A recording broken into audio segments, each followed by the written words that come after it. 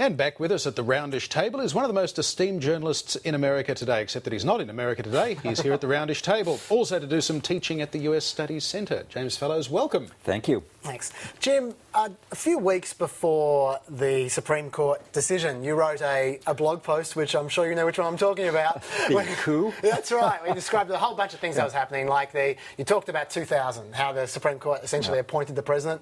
You talked about the filibuster. You talked about Citizens United and a whole bunch of things. And you said, you know, with the healthcare decision going as we think it's going to go, which everyone thought it was going to go, it's looking almost like a coup. In hindsight, do you still think exactly the same, or have you changed your mind slightly? No, I think that the case I was making, which is if the Supreme Court in this case did a strictly partisan decision, you know, when this health care bill went through the Congress, none of the people who opposed it, zero, said this was unconstitutional. So it was entirely a sort of pulled out of the air argument after it went through. And so if the Supreme Court managed to make a case against this strictly on party line basis, I would have said, look, there's this 12-year pattern of the court reverting to what it was in the 1850s, in the Dred Scott era, of just being another, like senators with life tenure. And so the fact that John Roberts went the other way, I think shows that even he was having a little inkling that this might not be good for the court in general to be so partisan. So this is a political decision from Roberts? A political institutional decision, political for the institutional interests of the Supreme Court, which has been going down in popular opinion polls, as I know you've discussed here. And so I think that he is now being roasted alive by his normal Republican base, saying, look,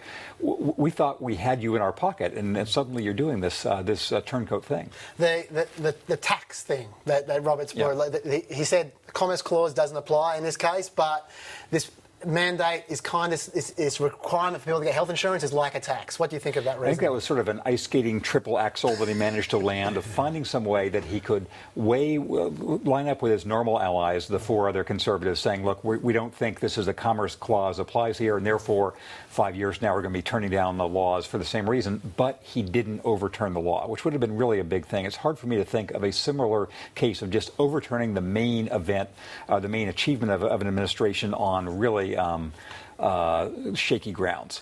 Can I ask you a bit of a random question? Yeah. We've been hearing a lot about what John Roberts may or may not have done behind closed doors. The thing that really jumped out at me was this is all based on leaks within the Supreme Court. Now, I don't remember ever hearing a leak from within the Supreme Court. No, is that a concern in itself? I think it's interesting in itself. And you saw on the one hand the avoidance of leaks, because until 10 a.m. on that morning, nobody knew what the court was going to do. And there are all sorts of speculations, but it's one of the rare things in modern public life where you really don't know ahead of time. In terms of Supreme Court, it was like Bush v. Gore, where they decided the election, and like the Pentagon Papers case back in 1971. So no leaks before, but a lot of leaks after. And to me, that suggests real disarray on the right wing, because they're trying to say, why did this guy not stay fixed? So is John Roberts now the damaged goods as far as Conservatives are concerned, or how is he going to respond? Is he going to become a liberal lion? Well, he is in his late 50s now. He has many, many decades, presumably, to sort of atone for this. And some of the liberal dismay was, this Commerce Clause ruling is going to mean next year there'll be all these other things going the other way. But I think from a strictly partisan liberal point of view, the main fact is he didn't overturn the law, which is a huge benefit for Obama going to the election. Obama doesn't have to say, well, the main thing I tried to do has been ruled unconstitutional. So we had these 2 years of turmoil and didn't get any place.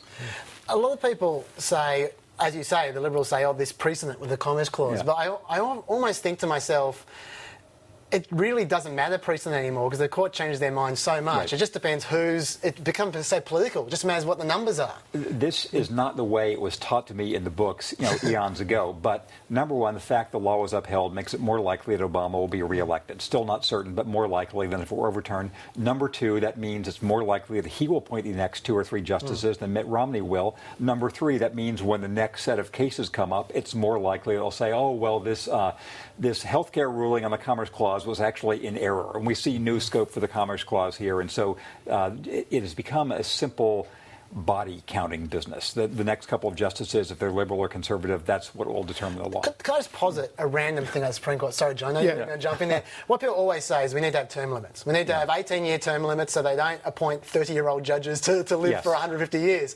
That would be nice. But something else that strikes me that I never hear anyone say, why isn't there a bipartisan commission appointing the justices rather than the president?